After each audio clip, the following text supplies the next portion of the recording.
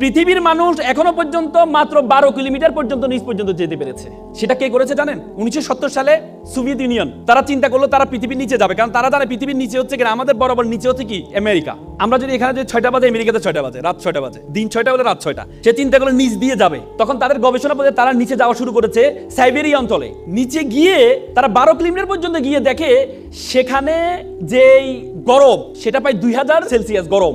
লোহা গলে যাচ্ছে সেখানে, কারণ 1500তে গেলে লোহা গলে যায়। আপনি দেখেন সূর্য আমাদেরকে গরম দেয়, আমরা 40, 50, 60 সেলসিয়াস গরম পাই আমরা, সূর্য আমাদের গরম দেয়, কিন্তু মাটির নিচে কিভাবে গরম হয় পরবর্তীতে আর যেতে পারে নাই। সেই গবেষণা প্রতিষ্ঠানের প্রধান ছিলেন ডক্টর এসবক। তিনি বলেন আমি যখন যেতে পারছি না তখন আমি একটা মাইক্রোফোন পাঠিয়েছিলাম সাউন্ড নেওয়ার জন্য, ভিতরে কি সাউন্ড হয়। বিলিভ অর নট, তিনি একজন খ্রিস্টান।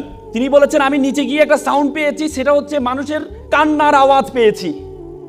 তিনি আবার বলেন, তিনি ভাবলেন এটা একটা ইকুইপমেন্ট বা আমি যে ইকুইপমেন্ট পাঠিয়েছি সেটার কোনো আওয়াজ হতে পারে।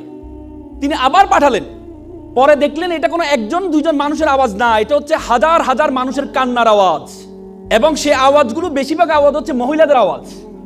তখন তিনি স্টপ করে দিলেন। তিনি বললেন I am a communist, I don't believe heaven and Bible but I believe in hell. আমি জাহান্নামকে বিশ্বাস করি। আল্লাহ রাসূল বলেছেন বেশিরভাগ মহিলা জাহান্নামী হবে, বলেছে কিনা? এবং আমরা জান্নাতের ইল্লিন আর সিজ্জিন, ইল্লিন হচ্ছে যেখানে আমরা মৃত্যুবরণ করার পরে আমাদের বডিটাকে, আমাদের রুহটাকে ইল্লিনে নেওয়া হয়। ইল্লিন বলতে হচ্ছে আল্লাহ তাআলার যে আরশের নিচে রাখা হয় সিদরাতুল মুনতাহার পরে। আর সিজ্জিন বলা হয়, সিজ্জিন হচ্ছে জাহান্নামের টুকরা, যেটা হচ্ছে জাহান্নামের সর্বশেষ জায়গাটা সিজ্জিন। আব্দুল্লাহ ইবনে আব্বাস আল্লাহ রাসূলের চাচাতো ভাই ছিলেন। আল্লাহ রাসূলের চাচাতো ভাই আব্দুল্লাহ ইবনে আব্বাস বলেছেন সিজ্জিন হচ্ছে পৃথিবীর সর্বশেষে অবস্থিত, মানে পৃথিবীর নিচে অবস্থিত সিজ্জিন। তার মানে জাহান্নাম হচ্ছে পৃথিবীর নিচে অবস্থিত। আপনি চিন্তা করতে পারেন যে হাদিস সূরা নূহতে বলা আছে ফেরাউনকে আমি পানিতে ডুবিয়েছি, ডুবানোর পরে তাকে আমি জাহান্নামে নিক্ষেপ করেছি। তার মানে নিচে গিয়েছে, নিচে থেকে জাহান্নামে কিভাবে যায়? তার মানে আমাদের পৃথিবীর নিচে যে আগুন আছে সে আগুনের সেলসিয়াস বিজ্ঞানীরা বলেছেন 6000 সেলসিয়াস গরম। তার মানে ডক্টর এসবক যে সাউন্ডটা পেয়েছেন সেই সাউন্ডটা কিসের সাউন্ড? জাহান্নামের সাউন্ড।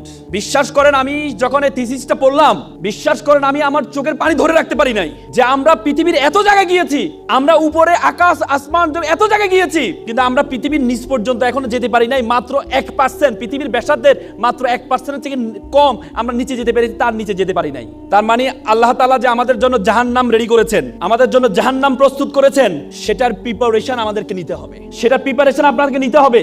এজন্য আপনাদেরকে এখানে বলেছেন আল্লাহ তাআলা আল্লাহ রাসূলকে প্রথম যে উপদেশটা দিয়েছেন সেটা হচ্ছে ইকরা, পড়ো।